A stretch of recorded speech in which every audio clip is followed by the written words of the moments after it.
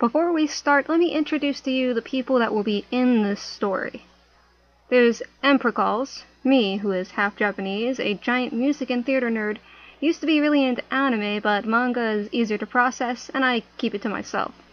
There's Left, an old friend from marching band who I've reconnected with in college, who really enjoys K-pop and Korean culture, but isn't disrespectful about it at all, and is probably one of the nicest and gullible people I know. There's Long, Left's girlfriend, who's pretty nice, caring, never wants people she likes to feel upset or bad about anything unless they deserve it. There's Scoobert, another friend who's a real pillar of strength for me as of late. We're in the same major and see each other in class. There's Sleepy, who's a wonderful person, and a close friend of Long, who sleeps a lot, hence the name. Kibbs, a cool cosplayer who enjoys Japanese culture but again, isn't obsessed with it.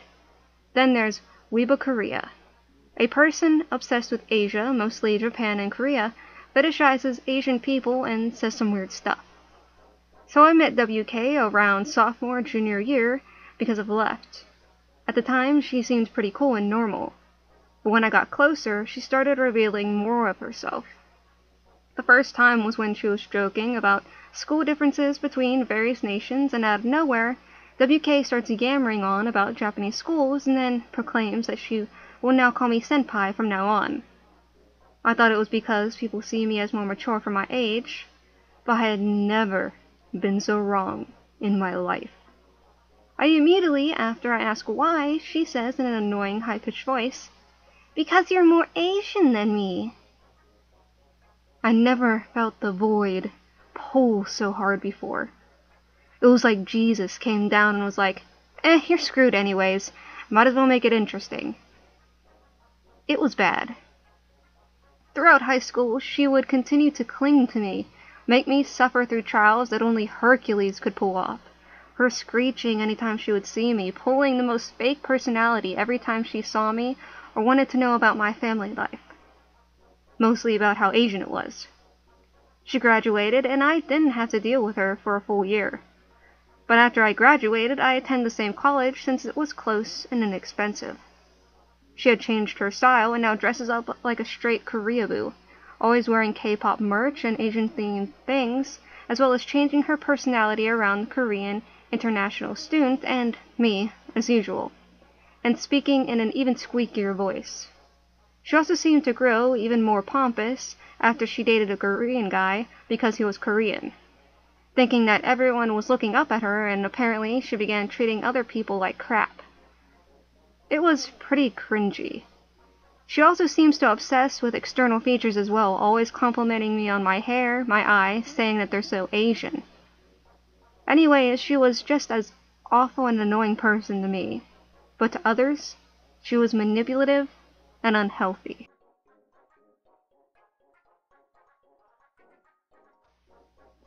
When Left and WK went to college, since they were in sound design and such, they befriended a whole bunch of the Koreans of the International Student Program.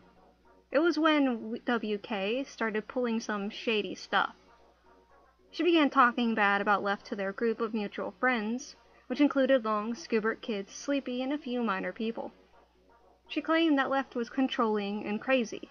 Incorrect, as Left was one of the nicest people I know. They believed her a little before they started to seeing the difference between Left and WK. Before they confronted her on anything, WK had attracted a Korean guy who Left had liked way before her. He was cool, but not so much anymore, and took him without saying much of anything to Left. Then she started acting even worse, claiming that everyone was staring at her, thinking naughty thoughts about her. When Left called her out on this, she had a fit about like a spoiled brat and began avoiding Left and her friends. During the summer, Long contacted her and they talked about it, and she said, "I'm sorry for everything else, but I'm not changing." Which in my opinion was a big old red flag that had "watch out, you better run." So now in their sophomore year and my freshman year, things look really tense. WK keeps forcing unnecessary things onto them, like inviting someone to their dorm without permission, and coming over when everyone's busy. From what I'm seeing, they're beginning to distance themselves from her. She asked to come over to watch something, and they said they were busy and went somewhere, and some just didn't want to see her. We're all trying to help each other out, and so far it's going pretty well.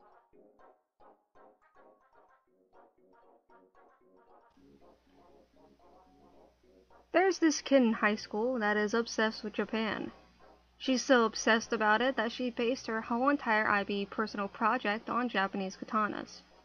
This project is the first assignment that had a considerable weight on your academic career, since it made up a huge part of the grade.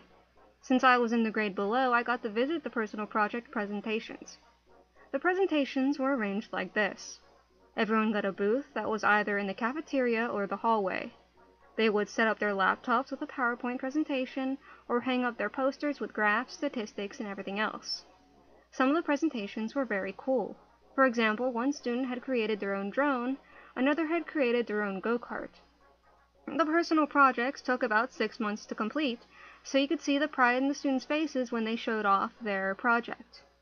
Unfortunately, you could also identify the students that chose weird projects, bad projects, or projects that were half done from a mile away.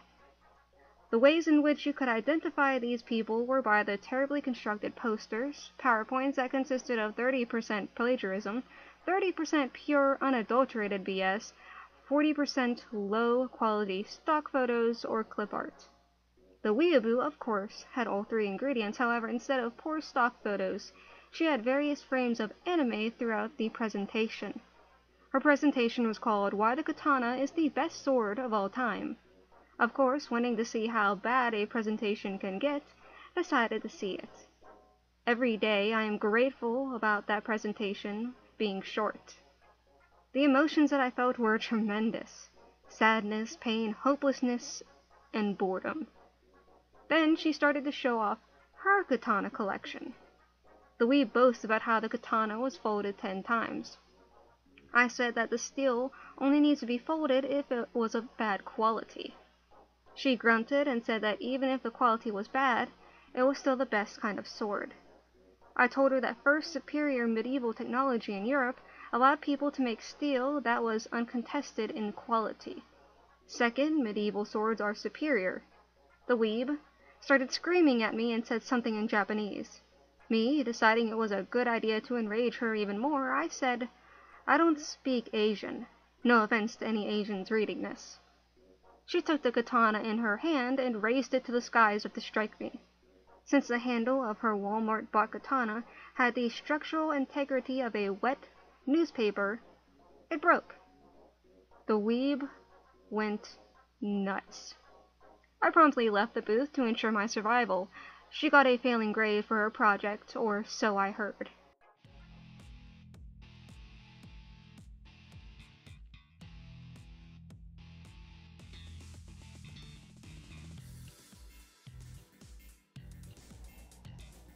Thank you guys so much for watching. If you like this video, hit the like button. If you want to see more, don't forget to hit subscribe, and don't forget to hit that little tiny bell icon. It gives you notifications for when these new videos come up. I also have a link for my Tumblr, which you can send your own stories to that I will read. And I also have a Twitter for any time there's notifications for the videos, or I can just talk about stuff, anything, whatever. It's basically a shit posting Twitter. But anyway, the links will be in the description below. Thank you guys so much for watching, and I'll see you guys next time. Bye!